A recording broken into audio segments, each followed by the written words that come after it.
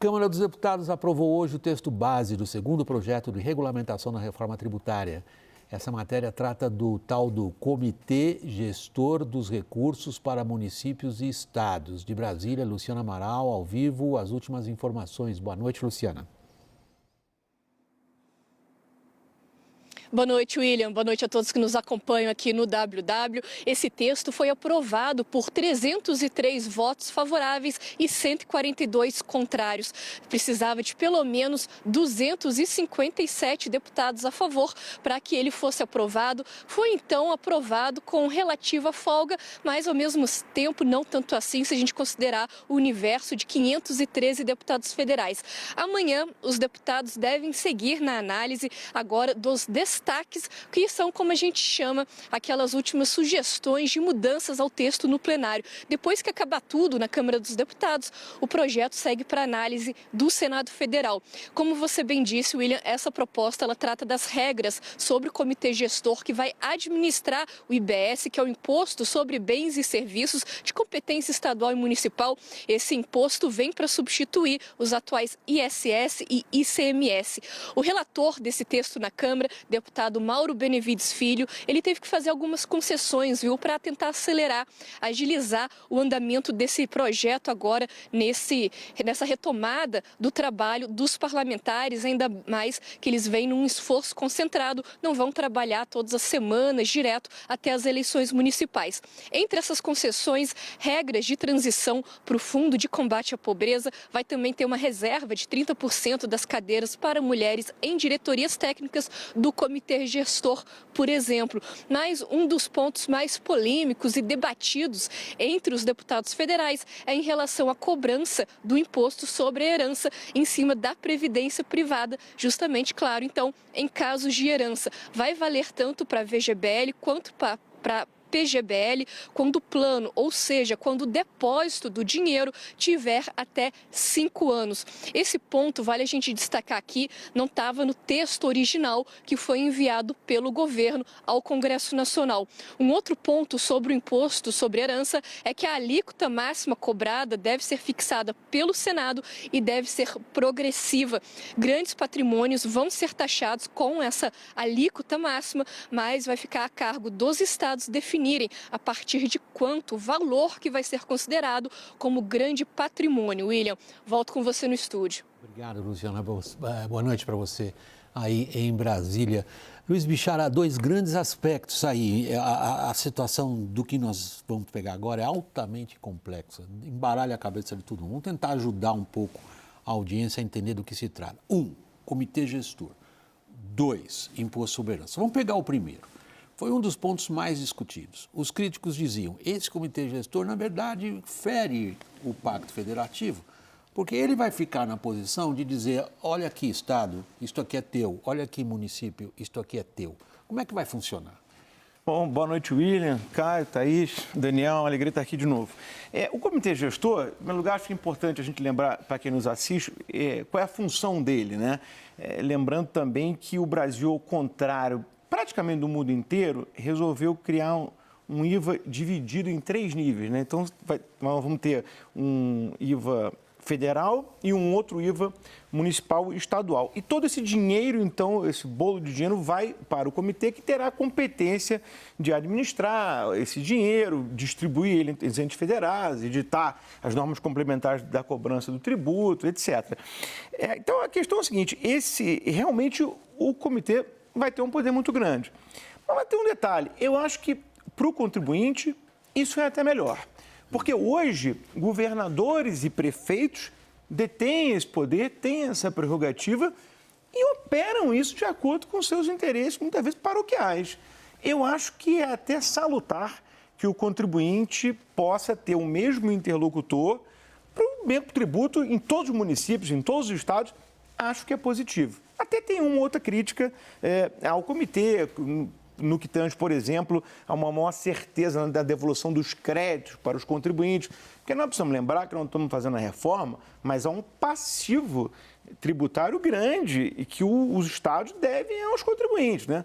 Por exemplo, toda empresa exportadora no Brasil tem um crédito de ICMS, porque a gente sabe que o sistema da Lei Candir não funciona. Nós estamos fazendo a reforma meio que varrendo essa sujeira para debaixo do tapete. Para você ter uma ideia, as empresas que têm esse crédito vão recebê-lo em 20 anos. 20 anos a contar da homologação, 240 parcelas. Quer dizer, eu acho que a reforma nasce um pouco com esse pecado original, que é não dar um tratamento imediato a esses créditos. Agora, no geral, eu acho que a experiência do comitê gestor pode até ser positiva. Vamos acompanhar a implementação, né? É isso? William, eu tenho um aspecto político aqui nessa história, que é a diferença de timing da aprovação na Câmara para a aprovação no Senado. E eu levanto esse ponto porque, do ponto de vista das empresas, isso hoje me foi dito por dois representantes aí de grandes grupos empresariais, assim, mas a gente ainda não consegue ficar nem animado e nem totalmente preocupado, porque, primeiro, estão misturando questões de renda na discussão sobre o sistema, que é essa decisão de mexer... que eu separei em 2 pedaços. Exatamente. Então, primeiro isso, mistura. Então, essa mistura já gera alguma insegurança. E segundo, essa questão do timing, porque do que adianta a Câmara acelerar se o Senado vai travar? Com toda a tramitação esperada, com toda a transição, quer dizer, toda a aprovação da reforma, ela vai demandar um período de preparo para iniciar a transição. O que já aconteceu no primeiro projeto. Exatamente. Então, ainda não tem alívio, não tem comemoração. Pode ter do ponto de vista político, mas para quem está acompanhando e esperando que a reforma passe logo e comece logo, as empresas possam começar a tomar minimamente decisão de como se planejar para essa mudança, essa esperança ainda não tá alta, não. Daniel? William, deixa eu tentar tirar uma dúvida aqui, um esclarecimento que eu acho importante, aproveitando a presença do Bichara, que é o seguinte: quando o governo enviou esse segundo projeto do Comitê Gestor da Reforma Tributária, uma crítica que se fez muito naquelas frentes parlamentares que vinham acompanhando a tramitação dos projetos, até fizeram um esforço de apresentar alguns projetos preliminares, pouco aproveitados, era que você tinha muito ali no texto 2 expressões que eram preocupantes. A Receita poderá fazer tal coisa. Isso remetia para um segundo momento. E algumas vírgulas no texto que diziam conforme regulamentação da Receita Federal, ou seja, jogando para um momento posterior, um regulamento infralegal, definições que preferencialmente poderiam vir na lei. Bichara, você sabe esclarecer se isso foi preservado, se continuou, se a Receita vai ter um poder grande ali de discricionariedade? Esse é um bom ponto, Daniel. Realmente, esse poder continua delegado, até muito mais agora para o comitê gestor e um pouco menos para a Receita. Mas há uma delegação muito grande para a edição de todas as normas complementares relativas aos novos tributos. Então, tudo que não estiver nessas leis será tratado pelo comitê gestor nessa regulamentação que advirá no futuro. O poder da vírgula, Caio.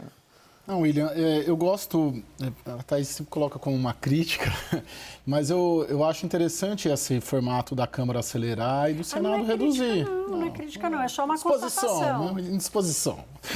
Porque, de certo modo, você precisa ter alguém para... A gente está tratando de um material há 30 anos em debate no Congresso Nacional. Então, se você também não acelerar, vai ficar, poxa, a vírgula aqui, o ponto acolá. Claro que ela acaba saindo, e quando saiu da primeira vez, o Bichara estava com a gente e colocou isso. Poxa, mas por isso que o sistema é bicameral, né? No meu sentido. Aí leva para o Senado ajusta, mas o processo anda, né? Então, mas a questão que se coloca aí, que o Bichara já havia assinalado lá atrás, a primeira vez, quando veio a primeira, digamos, leva de aprovações, é a capacidade de compreensão que o legislador tem da matéria que ele está legislando. Qual é, hein? Eu acho, Caio, aí que foi votado um pouco na sofreguidão. Porque o projeto é muito complexo, né? E acho que merecia um pouco mais de debate. Se a gente tem em mente o seguinte, a transição começa efetivamente em 2026. A gente poderia ter ficado mais 6 meses, eventualmente até mais 2 semestres, debatendo, maturando um pouco o projeto. Porque é muito detalhe. Eu estou falando do 68, eu não estou nem falando nesse 108 de hoje. E acho que a Thaís toca num ponto que é muito feliz. O seguinte, estamos falando de tributação sobre o consumo. Reforma dos tributos sobre o consumo. Aí aparece aqui no meio ITCMD e ITBI. Vamos para o segundo pedaço, então. Como é que isso entra aí? Pois virou um Frankenstein, né? Nós estamos falando de reforma sobre o consumo. E aí aparece, então, um tratamento aqui de uma hora para outra de TCMD e TBI, que eu acho infeliz. Eu até admito que a tributação do patrimônio no Brasil deveria ser repensada. Em alguns casos, realmente baixa, né? Vamos pegar o caso, por exemplo, do ITCMD. Né? Aqui em São Paulo, o ITCMD é 4%. O projeto estabelece, a PEC já estabelecia, que os estados terão que adotar alíquotas progressivas, o que me parece salutar, né? A Constituição diz que sempre que possível, os impostos serão progressivos. Então, por que São Paulo cobra uma alíquota flat de 4%? Me parece uma coisa equivocada. No Rio de Janeiro, por exemplo, você tem uma alíquota que varia de 4% a 8%. Só que o 8% é para patrimônios acima de R$1.800.000. Tudo bem, é um patrimônio relevante. Mas o sujeito que morre e deixa 1 bilhão, ele não poderia ter uma alíquota maior? Né? No fundo, assim, a gente só corrige esse chaga da péssima distribuição de renda no Brasil com um pouco de tributação de patrimônio também. Então, eu sou favorável a essas mudanças. Só que eu acho que o locus não deveria ser esse. E por que né? foi parar lá? Essa é a pergunta do programa. Essa é a pergunta do programa, a provocação. Alguém tem resposta para a pergunta do programa? A gente faz um programa no qual a gente supõe que a gente tem as respostas. E do jeito parece que não, Daniel. Teve algumas coisas ali. O governo sempre diz o seguinte, né? A equipe econômica sempre diz o seguinte, porque a gente, no início, lá atrás, se a gente pegasse início de 2023, a preparação para uma reforma tributária, e aí a gente tinha na cabeça uma ideia de que vinha a reforma do consumo e depois, lá na frente, depois de tudo concluído, vinha a reforma sobre a renda. Demorou um pouco até a gente entender que o plano da equipe econômica não era exatamente esse, era ir fazendo a reforma sobre a renda aos pouquinhos. Então, quando se tributa ali fundo offshore, fundo exclusivo, quando você tem uma discussão agora sobre como tributar plano de previdência privada que vai para o herdeiro, tudo isso já entra na reforma sobre a renda, só que a gente não estava contabilizando isso lá atrás, né? Não estava no nosso mapa ali de expectativas. A verdade é que a coisa foi mudando no meio do caminho. Tem um desequilíbrio importante no Brasil em que a tributação sobre o consumo é a mais relevante. Isso é diferente em outros países. Nos desenvolvidos, então, nem se fala, né? Ela é menos importante. Agora, não só ela é a maior, como ela é a pior. Então, por isso a escolha de concentrar o esforço na tributação sobre o consumo. Agora, até do ponto de vista da compreensão da regulação no Brasil, isso se confunde, porque há necessidade de mexer na renda, até mesmo antes de tocar a reforma do consumo, ela não é pelo sistema, ela é por uma função arrecadatória, que tem que tem um fundo de justiça tributária, é óbvio, o Brasil tem até o sistema é injusto porque cobra mais do consumo, que é regressivo, do que da renda e do patrimônio, que são progressivas e que, portanto, deveria cobrar mais imposto de quem ganha mais. Mas, assim, então, a situação está colocada. Agora, o Brasil é um país de classe média baixa, com renda muito baixa, portanto, a discussão sobre a tributação da renda, a sua progressão, óbvio que ela tem que alcançar os mais ricos, mas ela tem que fazer um sentido, inclusive regulatório, inclusive jurídico, e não esse atropelo que mistura as premissas. A premissa é arrecadatória, ou é de justiça tributária, ou é dos dois, e aí, portanto, isso entra no atropelo da decisão sobre o consumo. Foi esse o acerto político na Câmara? Sim, eu vejo muito o acerto político que, nesse caso do comitê gestor, deveria ter sido feito no Senado, que é a casa ali dos estados. Eu acho que a Câmara conseguiu evoluir bastante. Eu tenho até uma dúvida um pouco ali com o Bichara, se o jogo federativo, nesse PLP do comitê gestor, ele foi bem representado, ou se... porque esse era um debate clássico de Senado, né? Os estados opinam. Ou se a maioria venceu, né? Junta ali... Nordeste, Centro-Oeste, Norte contra o Sul, aí repassa o... Eu acho que está super equilibrado. A meu ver, o único que ficou pouco representado foi aquele paga-conta, o contribuinte, né? Eu acho que os estados e municípios emplacaram o que queriam e o que não queriam aqui. Agora, você tem problemas, eu acho, sob a ótica do contribuinte, que não estão refletidos. Dou um exemplo simples.